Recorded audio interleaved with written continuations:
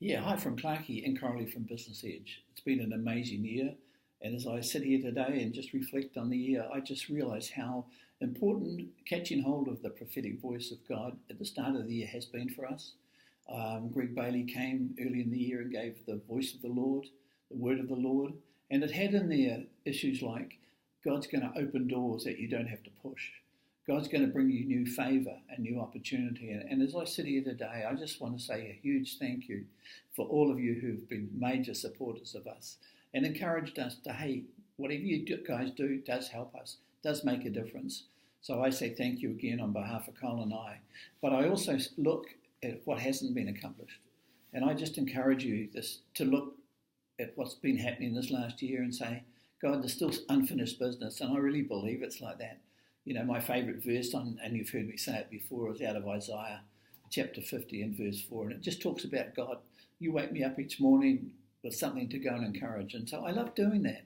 But as I've gone around and I've seen people in all sorts of spheres this year as far as emotions go, some have really struggled at times. Some have actually been overwhelmed with the blessing of God. But God gives us seasons. And it's seed, time and harvest. And I know some of you have laboured hard. I just encourage you not to lose hope in the fact that God has got things to still be done.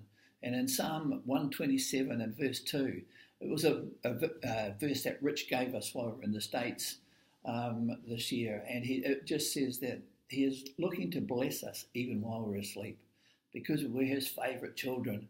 And so be encouraged in your own life and your own spirit today that God has got other things to do. And even though that we look at life and say, how does it happen? God says, I've already got that plan. I've got it sussed. And so as we come into this holiday season, be refreshed body, soul and spirit because they all get worn out. I encourage you to put down the phone, and I'm the worst at it. Don't worry, I hear these voices from Carly. Would you please listen to me for a few moments?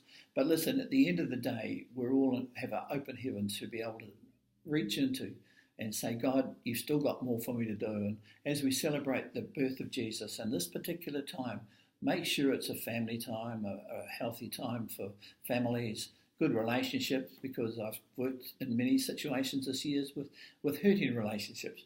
And that's not really how God wants us to be, but life pressurizes us.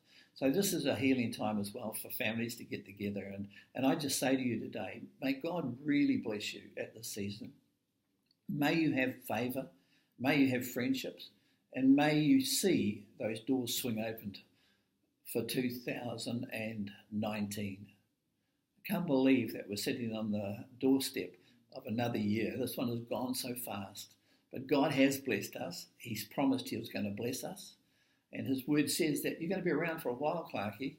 So I encourage you to journey with me because it's been amazing what God's done. So God bless you. God favour you, and may 2019 be the year of unexpected blessing. Have a great Christmas.